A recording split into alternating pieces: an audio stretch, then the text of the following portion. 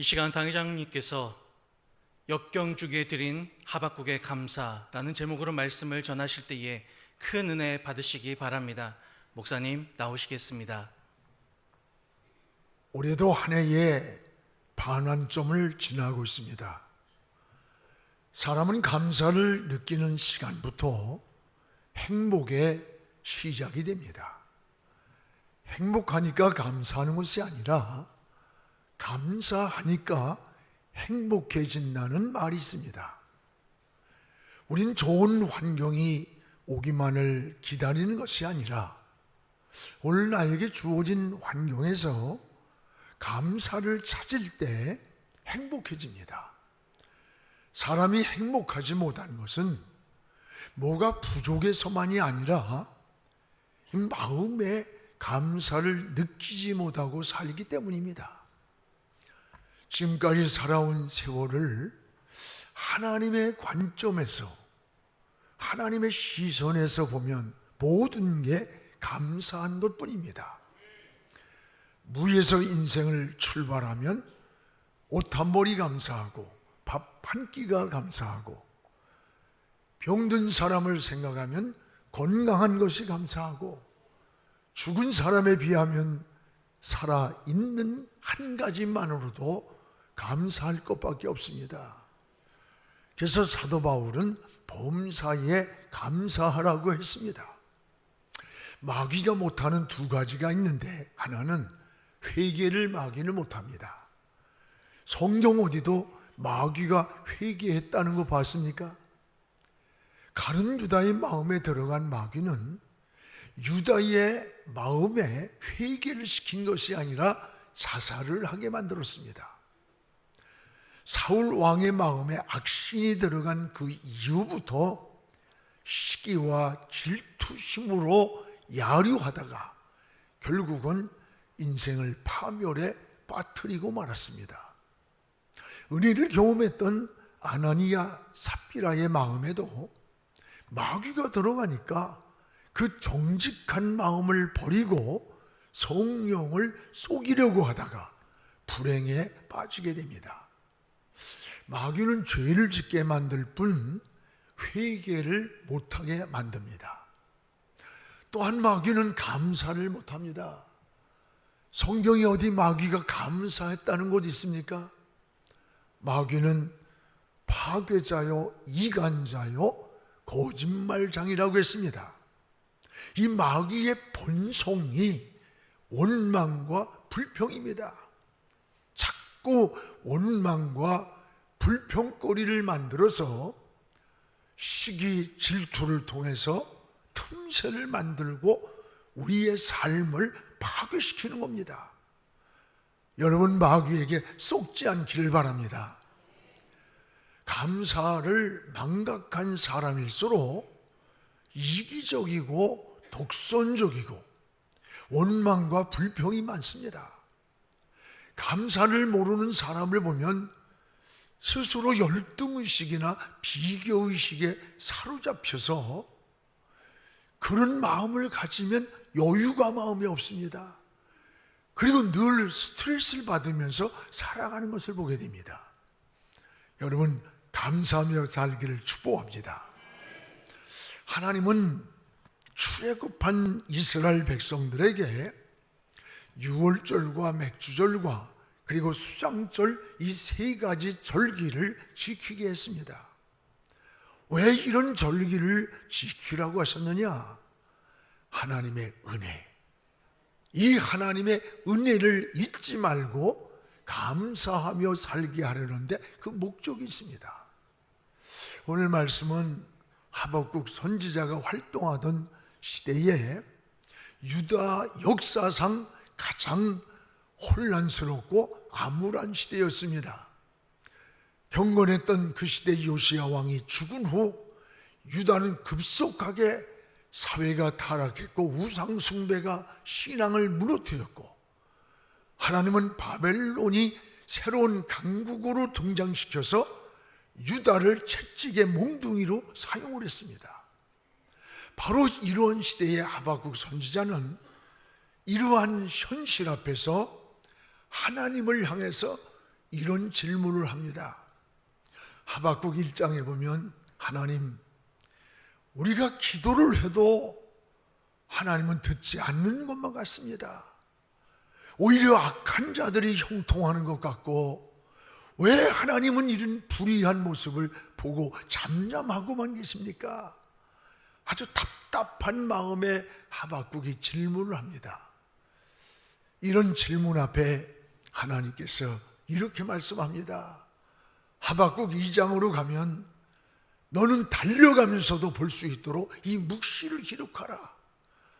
하나님의 묵시는 정한 때가 있다.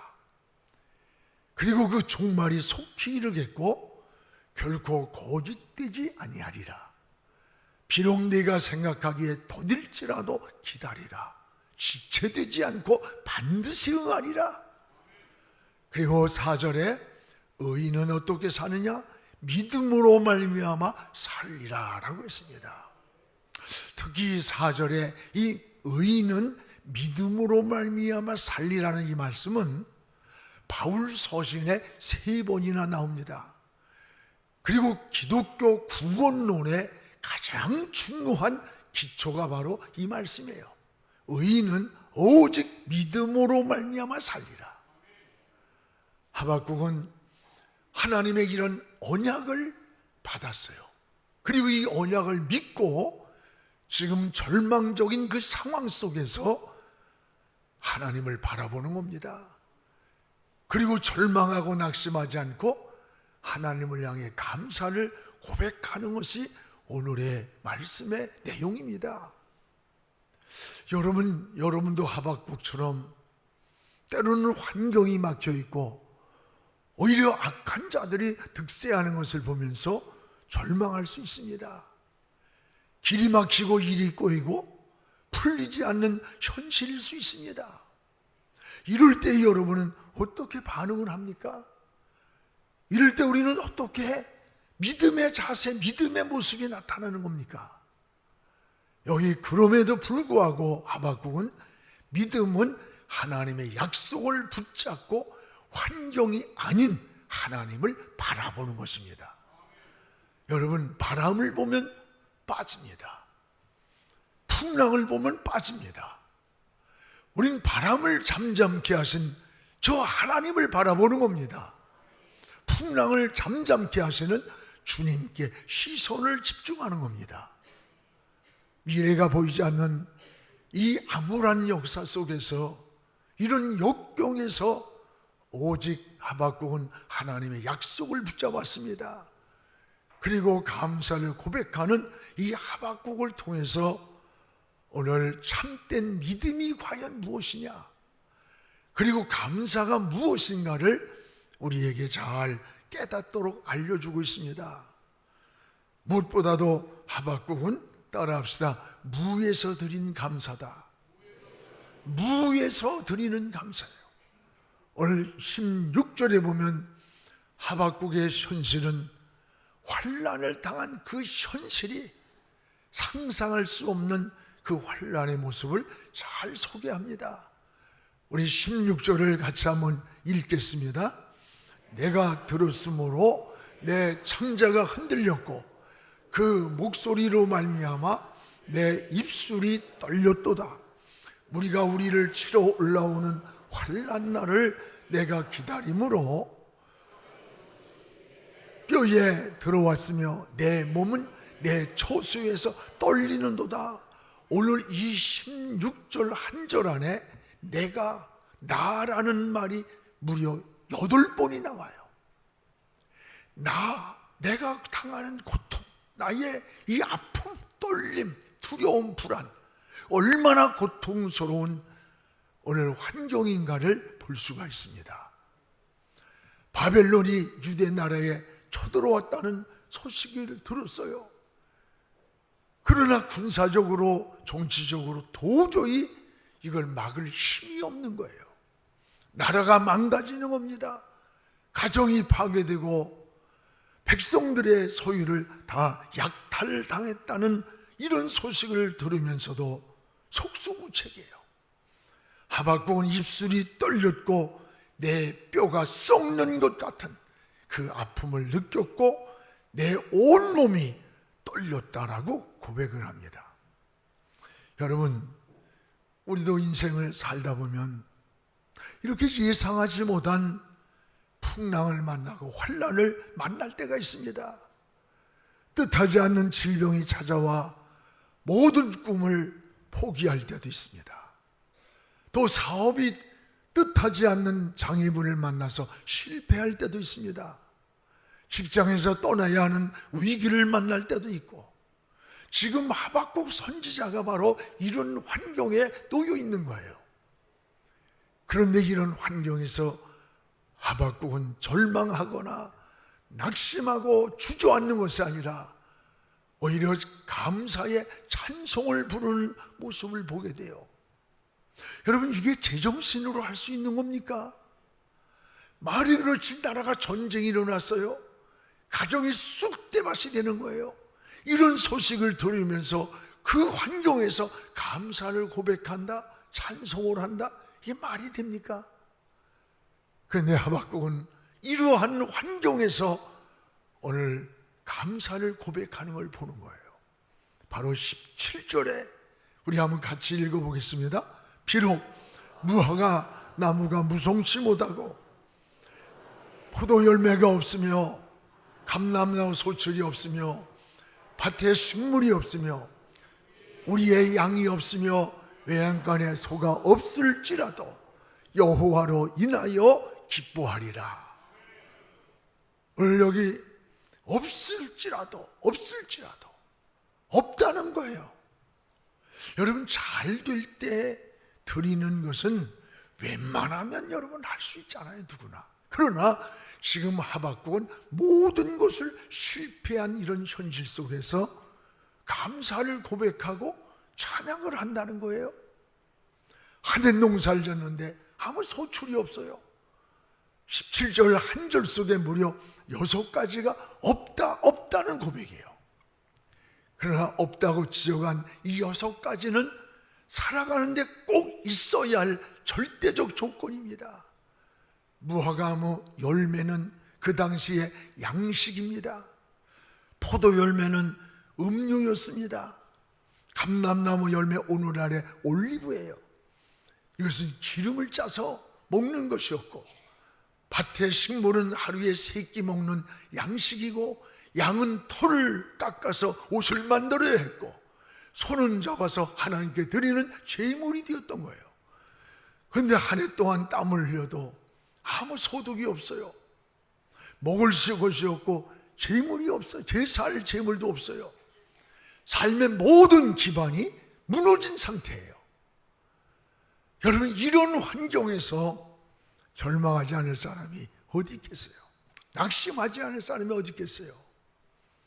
그런데 오늘 17절 하박국은 없을지라도, 꼭 있어야 할 이런 것들이 없을지라도 라는 말씀이 있어요.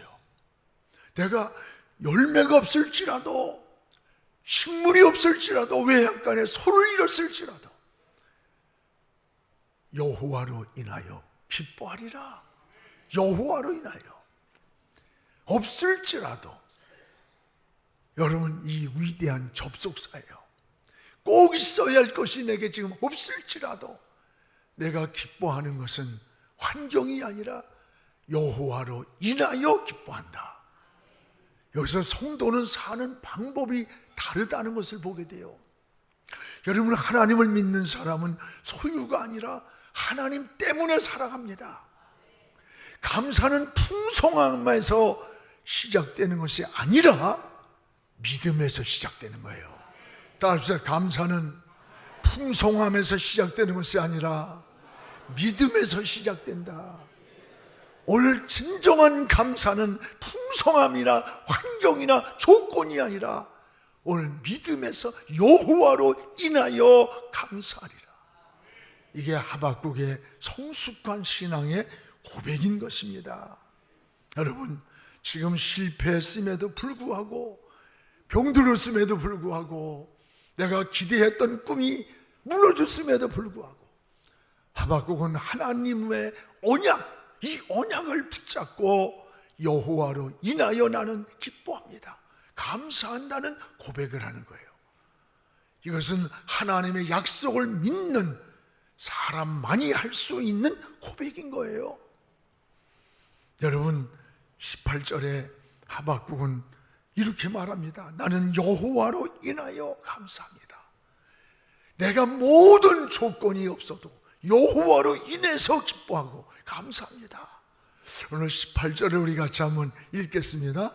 나는 여호와로 말미암아 즐거워하며 나의 구원의 하나님으로 말미암아 기뻐하리라. 오늘 즐거워하고 기뻐하는 게 뭐예요? 여호와로 말미암아, 구원의 하나님으로 말미암아 나는 기뻐하고 감사합니다. 환경과 조건이 아닙니다. 하나님 때문입니다. 나는 하나님 때문에 하나님으로 말미암아 기뻐합니다. 감사합니다. 오늘 환경이나 조건이 아니에요. 하나님을 바라보면서. 오늘 말미암아라는 말은 하나님 안에서라는 말이에요. 지금 하박국이 세상이 요동쳐도 내가 하나님 안에 있기에 감사한다는 이 고백이에요. 오늘 하박국의 감사는 환경이 아닙니다. 바로 하나님이셨어요.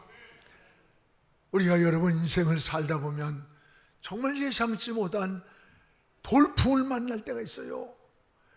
그는 내가 하나님 안에 살고 있음을 확신할 때 감사를 고백할 수가 있는 거예요.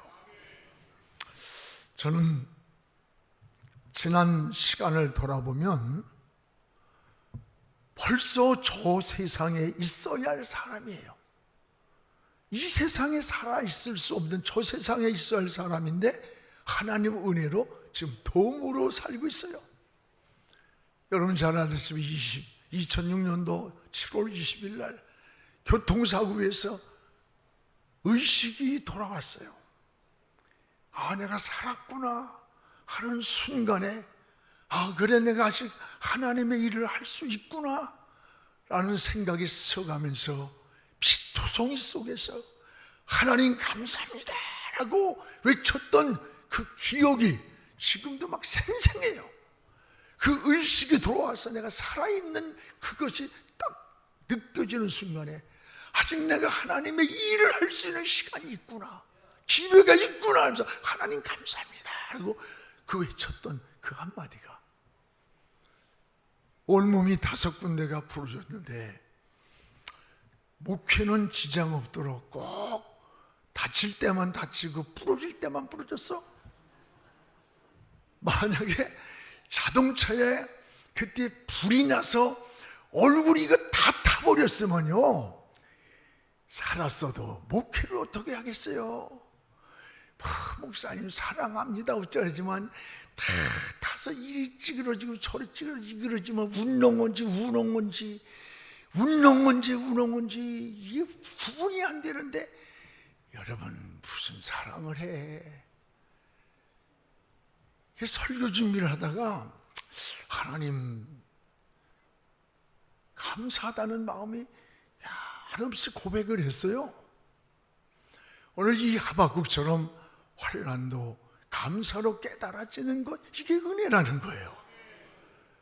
여러분, 이거 좋은 조건에서만 감사하다고 느끼는 사람은요 굉장히 위험한 신앙관을 가지고 사는 겁니다. 여러분 사업이 잘 되기 때문에 감사하다는 사람은 그런 사업이 안 될 때는 어떻게 반응할 거예요? 여러분의 기대한 꿈과 다를 때 어떻게 되는 겁니까? 그때는 어떻게 여러분 반응이 나타날까요? 감사가 무서운 원망과 절망으로 돌변할 거예요. 우리 기도도 마찬가지예요. 무엇이 잘 되면 이렇게 하겠습니다. 이 하나님하고 기도를 흥정하는 걸 많이 봐요. 하나님 좋은 대학에 합격하면 헌신하겠습니다. 좋은 대학 가서 헌신하는 인간 하나도 못 봤어. 사업이 잘 되면 헌신할 겁니다. 축복 주시면, 시간 주시면 충성할 겁니다. 건강 주시면 주일, 건강 주니까 못된 짓 하고 바람만 피우더라고. 물론 이런 기도도 좋은 기도입니다. 그러나 이것은 성숙한 기도는 아니에요. 이미 하나님이 주신 은혜를 모르는 사람인 거예요. 오늘 18절의 하박국은 조건이 아닙니다. 구원의 하나님께 감사드렸어요. 구원의 하나님으로 말미암아, 18절에 나의 구원의 하나님으로 말미암아 나는 기뻐하리라. 구원은 하나님이 건져주신 것, 건져주신 하나님, 내가 실패와 고난과 역경에서 건져주시는 하나님, 나를 고쳐주실 구원의 하나님을 바라보면서 역경과 시련 속에서 감사를 드린다는 고백인 거예요. 그렇습니다. 하나님은 전능하신 분입니다. 여러분, 구원의 하나님이십니다.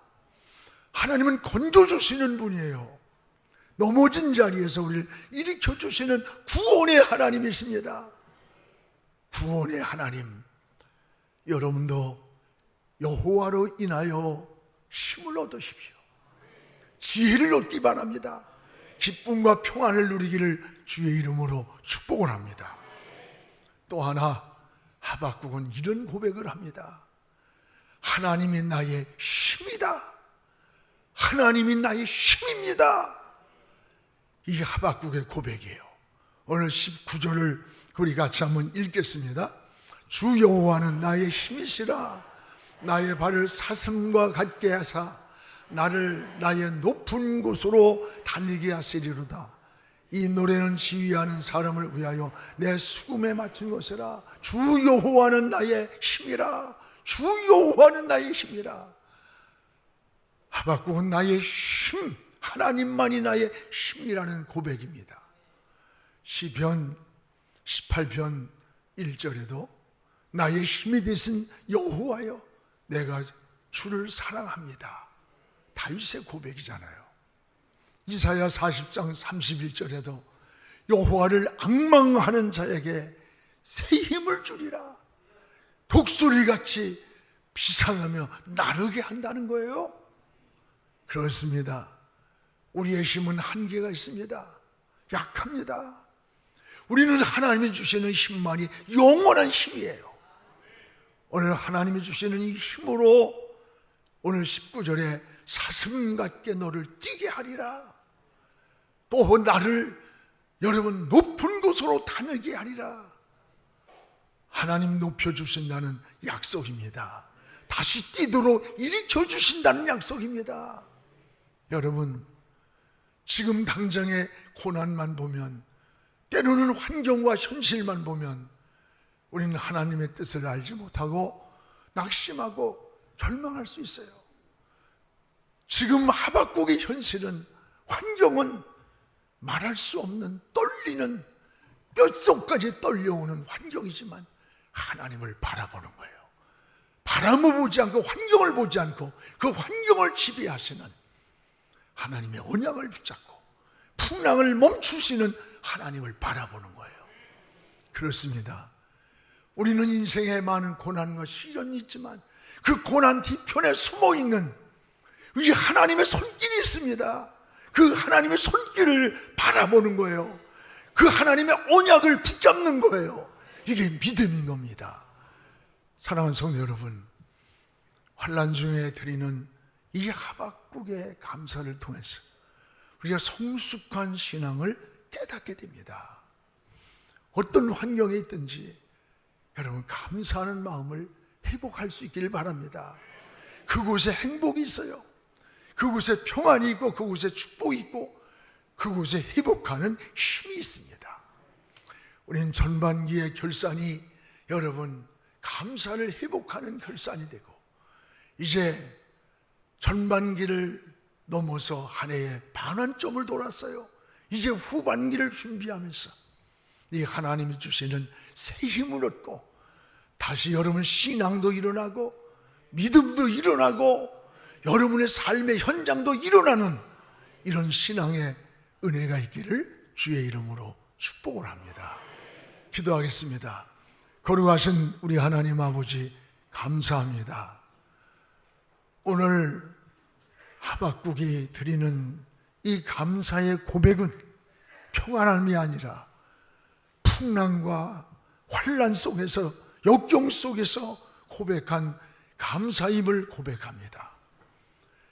우리가 환경을 보면, 조건을 보면 드릴 수 없는 환경입니다. 그럼에도 불구하고 여호와로 인하여 구원의 하나님으로 말미암아 기뻐하리라, 감사하리라고 고백함과 같이 오늘도 하나님을 바라보기 원합니다.